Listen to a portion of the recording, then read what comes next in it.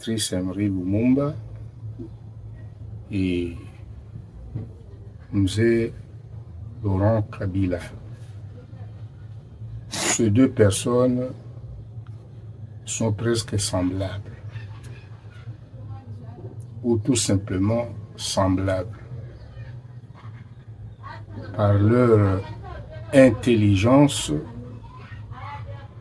par leur intégrité morale et par le travail qu'ils ont abattu pour ce pays. Lumumba, quand il était venu, eh bien, nous étions encore petits. Je n'avais que 20 ans quand j'avais appris la douloureuse mort de Patrice Emery Lumumba. Lumumba était intègre, Lumumba était intelligent, Lumumba n'était pas tribaliste. C'est quelqu'un qui rassemblait le pays.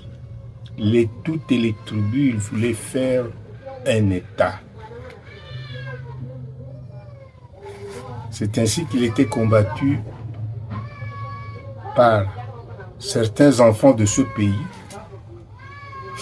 et aussi par les Blancs. Il était d'une formation très modeste. C'est quelqu'un qui n'avait pas terminé même l'école primaire. Mais parce qu'il était très intelligent,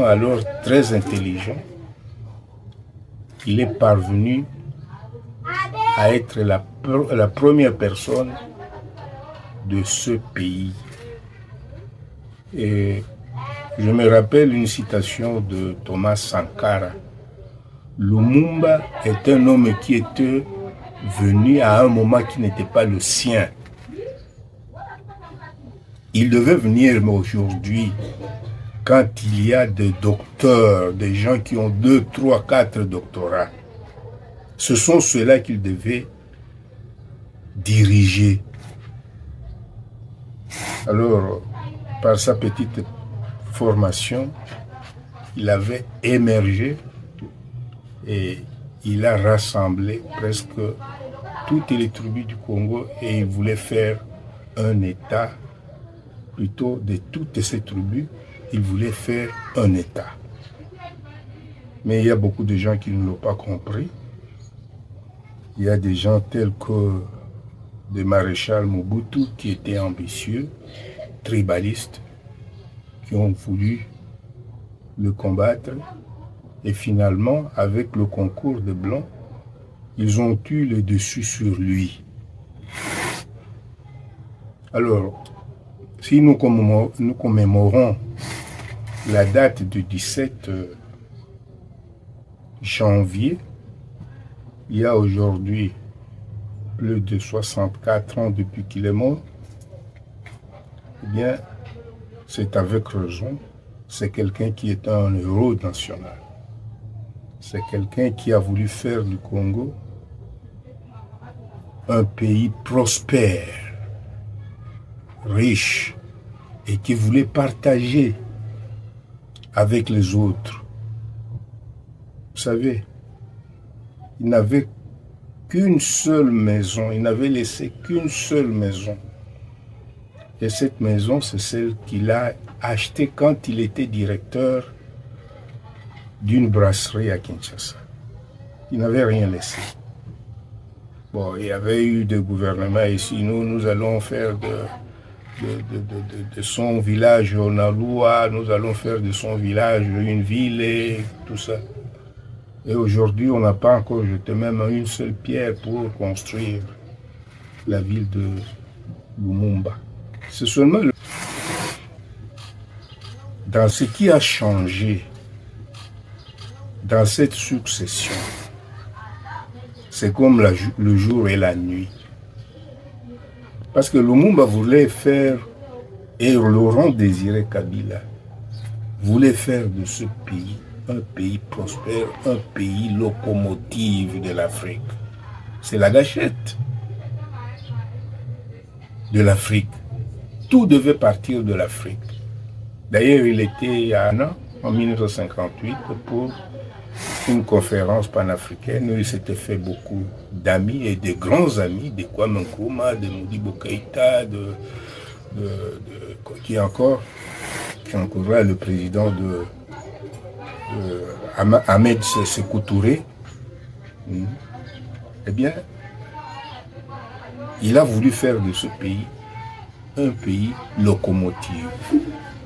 Mais alors, ce qui a changé est que aujourd'hui, nous vivons dans un régime de prédation des millionnaires. Pendant que les deux régimes précédents, le régime de Laurent Désiré Kabila et celui de Lumumba, c'était le partage, si pas équitable, en tout cas proportionnel à l'apport de votre travail. La tension du salaire de 1 à 10.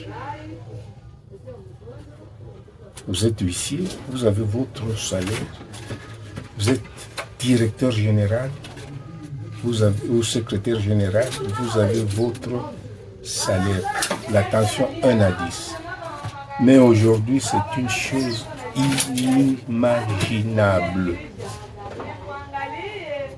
Quel message qui la nouvelle génération peut retenir de ces deux grands hommes de la République démocratique du Congo qui ont marqué l'histoire dans le passé? Le message qu'ils doivent retenir et qu'ils doivent suivre cet exemple, abandonner, oublier ce qu'ils sont en train de voir pour vivre l'idéal que les deux personnes avaient voulu imprimer ou donner à ce pays. Ça, c'est le message, en tout cas, que moi, je préférerais qu'ils retiennent.